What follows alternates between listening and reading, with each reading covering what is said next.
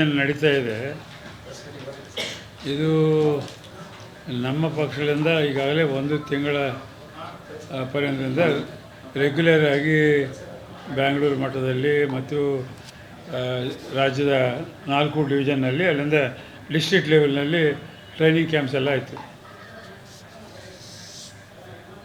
ಅದ್ರ ಜೊತೆಯಲ್ಲಿ ತಾಲೂಕಾ ಮಟ್ಟದಲ್ಲಿ ಕ್ಷೇತ್ರ ಮಟ್ಟದಲ್ಲಿ ಸಹಿತ ಈಗ ನಮ್ಮಲ್ಲಿ ಸಹಿತ ಯಾರು ಟ್ರೈನಿಂಗ್ ಮಾಡಿ ಬಂದಾರೋ ಅವರೆಲ್ಲ ಈ ಬಿ ಎಲ್ ಎಗೆ ಟ್ರೈನಿಂಗ್ ಕೊಟ್ಟಿದ್ದಾರೆ.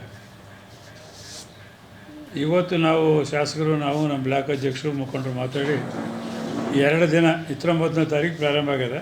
ಅಂದರೆ ಆ್ಯಕ್ಚುಲಿ ಬಟ್ ಫಿಸಿಕಲಿ ಪ್ಯಾಕ್ಟ್ ಆಗಿದ್ದು 30ನೇ ತಾರೀಕು. 2 ದಿವಸ ಆಯಿತು. 2 ದಿನ ಆದ ನಂತರ ಈಗಾಗಲೇ BLAಗಳಿಗೆ BLOಗಳಿಗೆ ಮತ್ತು ಸಹಜವಾಗಿ ಏನೇನು ತೊಂದರೆಗಳಾಗ್ಯಾವ ಅಂತೇಳಿ ಗೊತ್ತಾಗ್ತದೆ ಅಂಥೇಳಿ ಇವತ್ತು ನಮ್ಮ ಬ್ಲಾಕ್ ಇಬ್ಬರು ಅಧ್ಯಕ್ಷರು ಸಭೆಯನ್ನು ಕರೆದಿದ್ದಾರೆ. BLAಗಳನ್ನೆಲ್ಲ ಆಲ್ಮೋಸ್ಟ್ ಎಲ್ಲರೂ ಅಟೆಂಡ್ ಮಾಡಿದ್ದಾರೆ. ನಮ್ಮಲ್ಲಿ 276 ಪೋಲಿಂಗ್ ಬೂತು 276 BLAಗಳನ್ನು ಅಟೆಂಡ್ ಮಾಡ್ಯಾರ. ಅವ್ರ ಜೊತೆಯಲ್ಲಿ ಪ್ರತಿ ಬೂತಿಗೂ ಒಬ್ಬ BLA2 ಜೊತೆಯಲ್ಲಿ ಒಬ್ಬ ಮುಖಂಡರು ಮಾಡಿದ್ದೀವಿ. ಅವ್ರ ಸಹಿತ ಮುಖಂಡರು ಬಂದರು. ಎಲ್ಲ ಕಡೆ ಎಕ್ಸೆಪ್ಟ್ 5-6 ಬೂತ್ನಲ್ಲಿ ಬಿಟ್ಟರೆ ಎಲ್ಲ ಕಡೆ ಮೊನ್ನೆಯವರು ಪೂರ್ತಿಯಾಗಿ ಹೋಗಿದ್ರು. ಈಗಾಗಲೇ ನಿಮ್ಗೆ ಗೊತ್ತಿದ್ದಂತೆ ಮಾರ್ನಿಂಗ್ ರಿಪೋರ್ಟ್ ಪ್ರಕಾರ ನಮ್ಮ ಕ್ಷೇತ್ರ ರಾಜ್ಯದಲ್ಲೇ ಈ 2 ದಿನದಲ್ಲಿ 7th ಪ್ಲೇಸ್ನಲ್ಲಿ ಐತಿ.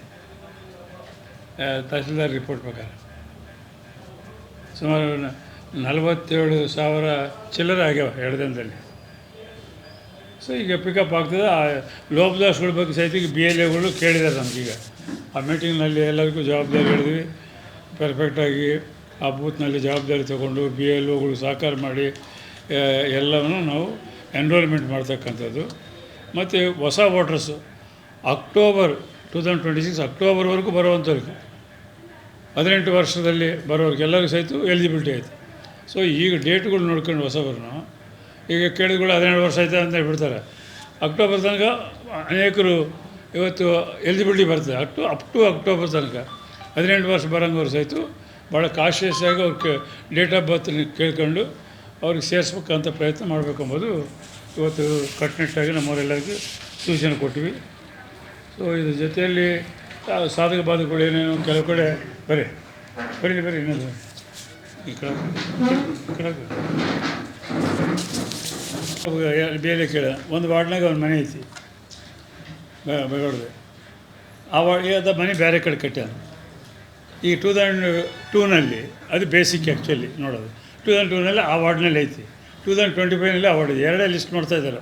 2002, 2025 2 ಲಿಸ್ಟ್ ವೆರಿಫೈ ಮಾಡ್ತಾರೆ. ಅವೇ ಬೇಸಿಕ್ ಇರ್ತಕ್ಕಂಥ ವೋಟಿಗೆ ಅಲ್ಲೇ ಐತಿ. ನೀವು ಅಲ್ಲೇ ಮಾಡ್ಬೇಕಂತ ಈಗ. ಸೊ ಈಗ ಸದ್ಯಕ್ಕೆ ಅವ್ರು ಹೇಳೋದ ಪ್ರಕಾರ ಎಲ್ಲಿ ಒರಿಜಿನಲ್ ವೋಟ್ರ್ ನೀವು 2002ನಲ್ಲಿ ಇದೆಯಾ ನೀವು ವಾರ್ಡ್ನಾಗ ಆ ವಾರ್ಡ್ನಾಗ ಮಾಡಿ ಮುಂದೆ ಬೇಕಾದ್ರೆ ಲೆಟ್ರ್ ಕೊಟ್ಟು ಟ್ರಾನ್ಸ್ಫರ್ ಮಾಡ್ಕೋಬೋದು. ಸೊ ಈ ರೀತಿಯಾದಂಥ ಅನೇಕ ಕ್ಲಾರಿಫಿಕೇಷನ್ಸ್ ಎಲ್ಲ ಇವತ್ತು ನಮ್ಮ BLAಗಳೆಲ್ಲ ಮಾತಾಡಿದ್ದಾರೆ, ಮುಖಂಡರೆಲ್ಲ ಕೇಳಿದ್ದಾರೆ. ಅದಕ್ಕೆಲ್ಲ ಅವ್ರಿಗೆ ಮಾಹಿತಿ ಕೊಟ್ಟಿವಿ. ಆ ಉದ್ದೇಶದಿಂದ ನಾವು 2 ದಿನ ನಂತರ ಇವತ್ತು ನಮ್ಮ ಮಾನವಿಯಲ್ಲಿ ಏನು ನಡೀತಾ ಇದೆ, BLAಗಳಿಗೆ ಫೀಲ್ಡ್ನಲ್ಲಿ ಏನು ಪ್ರಾಬ್ಲಮ್ ಬರ್ತಾಯಿದೆ ಮತ್ತು ಅಧಿಕಾರಿಗಳು ಯಾವ ರೀತಿಯಾಗಿ BLOಗಳು ಮನೆಗೆ ಹೋಗ್ತಾಯಿದೆ. ಕೆಲವು ಕಡೆ ಏನು ಮಾಡ್ತಾರೆ ಅಂತ ಎಲ್ಲೋ ಒಂದು ಕಡೆ ಕೂತ್ಕೊಂಡು ಅಲ್ಲಿಗೆ ಕರೆಸ್ತಾಯಿದ್ದಾರೆ. ಇದ್ದಲ್ಲೇ ಕರೀತಾರೆ. ಸರಿಯಲ್ಲ ಅದು.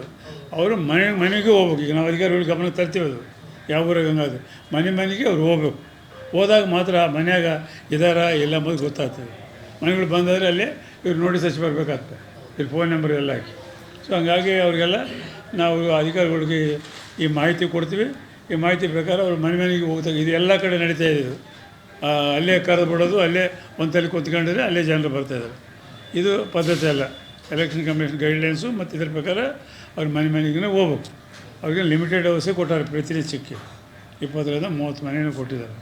ಅಷ್ಟು ಹೋಗಿ ಮಾಡಬೇಕಾದ್ರೆ ಅದೊಂದು ಇವಿನ ಯಾಕೆ ನಾವು 2 ದಿನ ನಂತರ ನಾವು ಕರೆದಂದರೆ ಉದ್ದೇಶ ಈ 2 ದಿನದಲ್ಲಿ ಆಗಿರ್ತಕ್ಕಂಥ ಅನುಭವ ಇರುವಂಥ ಸಮಸ್ಯೆಗಳನ್ನ ಅವನ್ನ ತಿಳ್ಕೊಂಡು ಸರಿಪಡಿಸ್ಲಿಕ್ಕೆ ಮಾಡಿದ್ವಿ.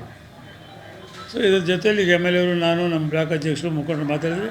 ಹತ್ತು ಕಡೆ ತಿರುಗಾಡಿ ಏನು ಪ್ರೋಗ್ರೆಸ್ ಆಗ್ತದೆ ತಿಳ್ಕೊತೀವಿ.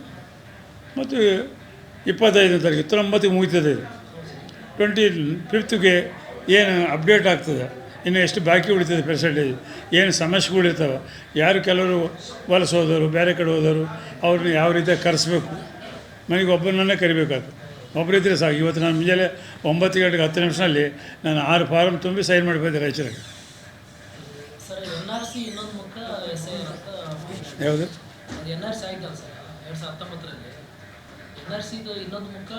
ಈಗ ಕಳೆದ 5-6 ತಿಂಗಳ ದೇಶದಲ್ಲಿ ಏನು ನಡೀತು, ಉದಾಹರಣೆಗೆ ನಿಮಗೆಲ್ಲ ಗೊತ್ತಿದೆ, ನೀವೇ ನ್ಯೂಸ್ನಲ್ಲೆಲ್ಲ ಚಾನಲ್ಸ್ ಬಂದಿದೆ. 91 ಲಕ್ಷ ಓಟು ತೆಗೆದಾರೆ. ಎಲ್ಲಿ? ವೆಸ್ಟ್ ಬೆಂಗಾಲ್ನಲ್ಲಿ. ಅಪೀಲ್ ಮಾಡಿದ್ದವರು 40 ಲಕ್ಷ ಮೇಲೆ ಅಪೀಲ್ ಇದ್ದವು. ಅವನ್ನ ಯಾವನು ಡಿಸ್ಪೋಸ್ ಮಾಡಿಲ್ಲ. ಎಲೆಕ್ಷನ್ ಬಂದುಬಿಡ್ತು ನೋಟಿಫಿಕೇಷನ್ ಅಂತೇಳಿ ಬೇಕಾದ್ರೆ ಮಾಡಿ. ಅವ್ರು ಸೋತಿದ್ದೆಷ್ಟು ಟೋಟ್ಲು? ಮಮತಾ 34 ಲಕ್ಷ ಓಟ್ಲಿಂದ ಸೋತಾರೆ. 91 ಲಕ್ಷ ಡಿಲೀಟ್ ಮಾಡ್ಯಾರ.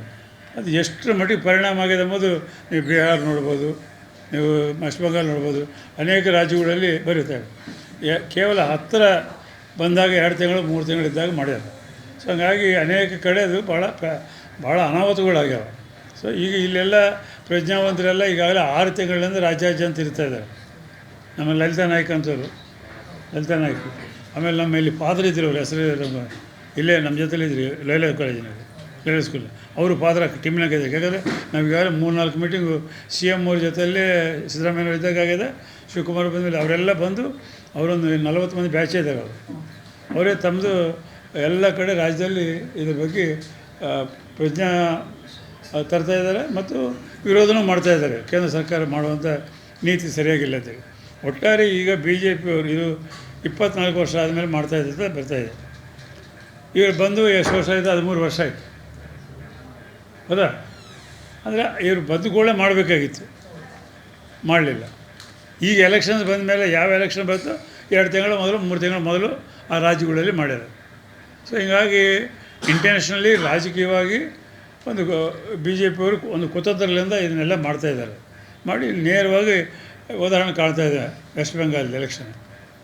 ಸೊ ಹೀಗಾಗಿ ಆ ರೀತಿ ಆಗಬಾರ್ದು ಅಂತೇಳಿ ಈಗ ನಮ್ಮಲ್ಲಂತೂ ಕರ್ನಾಟಕದಲ್ಲಿ ನಮಗೆ 2 ವರ್ಷ ಟೈಮ್ ಇದೆ. ಈಗ ತಮಿಳುನಾಡು, ಕೇರಳ, ಬಿಹಾರ, ವೆಸ್ಟ್ ಬೆಂಗಾಲ್ ಅವೆಲ್ಲ ಹತ್ರ ಬಂದಾಗ ಮಾಡಿರೋಲ್ಲ. ಸೊ ನಾವೀಗೆಲ್ಲ ಹೋರಾಟ ಮಾಡ್ತಾಯಿದ್ವಿ. ರಾಷ್ಟ್ರ ಮಟ್ಟದಲ್ಲಿ ರಾಹುಲ್ ಗಾಂಧಿಯವರು, ಮಲ್ಲಿಕಾರ್ಜುನ ಖರ್ಗೆ ಅವರು ನಮ್ಮ ಪಾರ್ಟಿ ಪಾರ್ಲಿಮೆಂಟ್ನಲ್ಲಿ ಇದನ್ನೆಲ್ಲ ರೈಸ್ ಮಾಡಿದರು, ಅಬ್ಜೆಕ್ಷನ್ ಮಾಡಿದ್ರು. ಆಲ್ ಅಪೋಸಿಷನ್ ಪಾರ್ಟೀಸ್ ಎಲ್ಲ ಸೇರಿ ಮೆಮೊರಂಡಮ್ ಕೂಡ ರಾಷ್ಟ್ರಪತಿ ಕೊಟ್ಟರು. ಇವೆಲ್ಲ ಮಾಡಿದ್ರೆ ಈಗ ನಮ್ಮದು ಎರ್ಲಿಯಾಗಿ ಸ್ಟಾರ್ಟ್ ಆಯ್ತು. ಈಗ ಇದು ಸ್ಟಾರ್ಟ್ ಆಗೋದ್ರಿಂದ ನಮಗೆ ಸಮಯ ಸಿಗ್ತದೆ. ಅವರೇನೇ ತೊಂದರೆ ಕೊಟ್ಟರು ಸರಿಪಡಿಸ್ಕೊಳ್ಳಿ ನಮ್ಗೆ ಅವಕಾಶ ಐತಿ. ಹಾಗಾಗಿ ನಮ್ಮ ಪಕ್ಷ, ನಮ್ಮ ಸರ್ಕಾರ ಇದರ ಬಗ್ಗೆ ಅತಿ ಹೆಚ್ಚಾಗಿ ಜವಾಬ್ದಾರಿಯುತವಾಗಿ ನಂಬರ್ ಆಫ್ ಮೀಟಿಂಗ್ಸ್ ಮಾಡಿ ಅವೇರ್ನೆಸ್ ತಂದು ಭಾಳ ನಮ್ಮ BLAಗಳಿಗೆ ಭಾಳಷ್ಟು ಮಾಹಿತಿ ಕೊಟ್ಟು ಈಗ ಅವ್ರ ಮೇಲೆ ಒಂದು ಕಮಿಟಿಗಳು ಮಾಡಿ ಟ್ರೈನಿಂಗ್ ಜಿಲ್ಲಾ ಮಟ್ಟದಲ್ಲಿ, ಡಿವಿಷನಲ್ ಲೆವೆಲ್ನಲ್ಲಿ, ಬ್ಯಾಂಗ್ಳೂರು ಲೆವೆಲ್ನಲ್ಲಿ, ಈಗ ಮತ್ತು ನಾಳೆ ಒಂದು ಮೀಟಿಂಗ್ ಆಗ್ತಾರೆ, ಈಗ ಎಲ್ಲರಲ್ಲಿ ಹೋಗ್ತಾರೆ ಮುಖಂಡರೆಲ್ಲ. ಸೊ ಈ ರೀತಿಯಾಗಿ ಅವರು ಎಲ್ಲ ಕಡೆ ಸೂಪರ್ವೈಸ್ ಮಾಡಿ ಮಾಡ್ತಾಯಿದ್ದಾರೆ. ವ್ಯವಸ್ಥಿತ ರೀತಿಯಲ್ಲಿ ಸರಿಪಡಿಸ್ಬೇಕೆಂಬುದೇ. ಅವರೆಷ್ಟೇ ಕುತಂತ್ರ ಮಾಡಿದರೆ ಸಹಿತ ಅದಕ್ಕೆ ನಮ್ಮ ರಾಜ್ಯದಲ್ಲಿ ಯಾರೋ ಮತದಾರರು ಬಲಿಯಾಗಬಾರ್ದು ಎಂಬ ಲೆಕ್ಕದಲ್ಲಿ ಕಾಂಗ್ರೆಸ್ ಪಾರ್ಟಿ ಇದನ್ನು ಭಾಳ ಜಾಗೃತಿಯಿಂದ ಮಾಡ್ತಾಯಿದೆ. ಎಲ್ಲ ವಿರೋಧ ಪಕ್ಷದವರು ಸಹಿತ ಇವತ್ತು ಇದು ಜಾಗೃತಿಯಿಂದ ಅವೇರ್ನೆಸ್ ತಂದು ಜನರಿಗೆಲ್ಲ ಸಂವಿಧಾನದ ಬದ್ಧವಾಗಿ ಏನು ನಮಗೆ ಮತ ಹಕ್ಕು ಸಿಕ್ಕಿದೆ ಅದನ್ನು ಉಪಯೋಗ ಮಾಡ್ಕೊಬೇಕು. ಒಂದು. ಎರಡನೇದು, ಈಗಾಗಲೇ ನಮ್ಮ ಮುಖ್ಯಮಂತ್ರಿಗಳು ಸರ್ಕಾರದ ನಿಲುವು ಹೇಳಿದ್ದಾರೆ. Election card is most essential. ಕರ್ನಾಟಕದಲ್ಲಿರ್ತಕ್ಕಂಥ ಜನರಿಗೆ ಮೋಸ್ಟ್ ಎಸೆನ್ಷಿಯಲ್. ಆ ವೋಟಿಂಗ್ ಹಕ್ಕಿದ್ರೆ ಮಾತ್ರ ಅವರಿಗೆ ರಾಜ್ಯಗಳಿಂದ ಕೊಡ್ತಕ್ಕಂಥ ಫೆಸಿಲಿಟೀಸ್ ಸಿಗ್ತಾವೆ ಅಂತೇಳಿ ಹೇಳ್ತೀನಿ. ನಾನು ಹೇಳ್ತೀನಿ, ಇದನ್ನು ಹೇಳ್ಬಿಡ್ರಿ. ಈಗ ಯಾರಿಗೆ ಎಲೆಕ್ಷನ್ ಕಾರ್ಡ್ ಇರ್ತದೋ ಅವರು ನಮ್ಮ ರಾಜ್ಯದವ್ರು ಅಂತೇಳಿ ಟ್ರೀಟ್ ಮಾಡ್ತೀವಿ. ನಮ್ಮ ರಾಜ್ಯದವ್ರಿಗೆ ಮಾತ್ರ ಇವೆಲ್ಲ ಅನುಕೂಲತೆಗಳು ಸಿಗಬೇಕು. ಈಗ ಯಾರು ಇವತ್ತು ಬರ್ತಾರೆ ಕೂಲಿಗಾಗಿ ಬರ್ತಾರೆ, ಪೇಂಟ್ ಮಾಡಲಿಕ್ಕೆ ಬರ್ತಾರೆ, ಕಾರ್ಪೆಂಟ್ರ್ ಕೆಲಸ ಮಾಡಲಿಕ್ಕೆ ಬರ್ತಾರೆ. ಈಗ ನೋಡಿ ವೆಸ್ಟ್ ಬೆಂಗಾಲ್ದವ್ರು ಬಂದು ಈ ಎಲೆಕ್ಷನ್ ಟೈಮಲ್ಲಿ ಸೆಂಟ್ರಿಂಗ್ ಮಾಡಿ ಇಡೀ ಸ್ಟೇಟ್ನಲ್ಲಿ ಮಾಡ್ತಾಯಿದ್ದಾರೆ. ರಾಯಚೂರಿಗೆ ಅವರೆಲ್ಲರೂ ಅಲ್ಲಿ ಓಟ್ ಹಾಕ್ಲಿಕ್ಕೆ ಹೋಗ್ಯಾರ. ಇಲ್ಲೆಲ್ಲ ಒಂದು ಅಡ್ರೆಸ್, ನನ್ನ ಮನೆಗೆ ನಿಮ್ಮ ಮನೆಗೆ ಅಡ್ರೆಸ್ ತೊಗೊಂಡು ಇವೆಲ್ಲ ಅಕ್ಕಿ 2 ಲಕ್ಷ ರೂಪಾಯಿ ಎಲ್ಲ ಅಂತ ಅದು ಸರಿಯಲ್ಲ ಎಂಬುದು ಈ ಸರ್ಕಾರದ ನಿಲುವು. ಅದಕ್ಕಾಗಿ ಇಲ್ಲಿ ಪರ್ಮನೆಂಟಾಗಿ ಯಾರು ಕನ್ನಡದಲ್ಲಿ ಇರ್ತಾರೆ, ಯಾರು ಓಟ್ ಹಾಕಿರ್ತದೋ, ಓಟ್ ಹಾಕಿರ್ಬೇಕಾದ್ರೆ ಅವರಿಗೆ 2002 ನೋಡ್ತಾಯಿದ್ವಿ, 2025 ನೋಡ್ತಾಯಿದ್ವಿ. ಅವ್ರು ವೆರಿಫಿಕೇಷನ್ ಮಾಡಿ ಇವತ್ತು ಓಟ್ ಸೇರಿಸ್ತಾಯಿದ್ವಿ. ಹಂಗಾಗಿ ಯಾರು ಪರ್ಮನೆಂಟ್ ವೋಟ್ರ್ ಆಗ್ತಾನೆ ಕರ್ನಾಟಕದಲ್ಲಿ ಅವನು ಮಾತ್ರ ಸರ್ಕಾರದಿಂದ ಕೊಡ್ತಕ್ಕಂಥ ಫೆಸಿಲಿಟೀಸ್ಗೆ, ಅದೇ ರಾಜ್ಯ ಸರ್ಕಾರ ಸಿಗಬೇಕಾಗಿರ್ತಕ್ಕಂಥದ್ದೆಲ್ಲ ಅವರು ವೋಟರ್ ಆಗಲೇಬೇಕು. ಅವರು ಕರ್ನಾಟಕ ರಾಜ್ಯದಲ್ಲಿ ಇರ್ತಕ್ಕಂಥ ಇರಬೇಕು.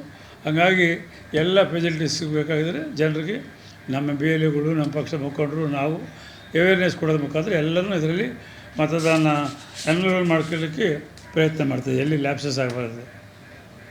ಸೊ ಅವರೆಲ್ಲ ಕೆಲವು ಕಡೆ ಯಾವ ರೀತಿಯಾಗಿ ಓಟು ತೆಗೆದ್ರು ಬಿ ಜೆ ಪಿ ಕೇಂದ್ರ ಸರ್ಕಾರ. ಯಾಕಂದರೆ ಹಿಂದಕ್ಕೆಲ್ಲ ದೇಶದಲ್ಲಿ ಕಾಂಗ್ರೆಸ್ ಪಾರ್ಟಿ ಅನೇಕ ವರ್ಷಗಳು ಕೇಂದ್ರದಲ್ಲಿ ಅಧಿಕಾರದಲ್ಲಿತ್ತು. ನಮ್ಮ ಜೊತೆಯಲ್ಲಿ ಚಂದ್ರಶೇಖರ್ ಅವರು, ವಿಶ್ವನಾಥ್ ಪ್ರತಾಪ್ ಸಿಂಗ್, ಆಮೇಲೆ ನಮ್ಮ ಅಟಲ್ ಬಿಹಾರಿ ವಾಜಪೇಯಿ ಅವರು, ಇವರೆಲ್ಲರೂ ಸಹಿತ ಬೇರೆ ಪಕ್ಷಗಳಿಂದ ಸಹಿತ ಅಧಿಕಾರದಲ್ಲಿದ್ದರು. ಆದರೆ ಅವರು ಯಾರೂ ಸಹಿತ ಯಾವುದೇ ಪಾರ್ಟಿಯವರಲ್ಲಿ ಸಾಂವಿಧಾನಿಕ ಸಂಸ್ಥೆಗಳಿಗೆ ಯಾವುದೂ ಕೈ ಹಾಕಿಲ್ಲ. ಸಂವಿಧಾನಬದ್ಧವಾಗಿ ಅದು CBI ಇರ್ಬೋದು, ಇನ್ಕಮ್ ಟ್ಯಾಕ್ಸ್ ಇರ್ಬೋದು, ನ್ಯಾಯಾಂಗ ಇರ್ಬೋದು, ಎಲೆಕ್ಷನ್ ಕಮಿಷನ್ ಇರ್ಬೋದು, ಅವ್ರು ಸ್ವತಂತ್ರವಾಗಿ ನಡೆದು ಎಂದೂ ಯಾವ ಪಕ್ಷದಲ್ಲಿಂದನೂ ಕಂಪ್ಲೇಂಟ್ ಬಂದಿಲ್ಲ.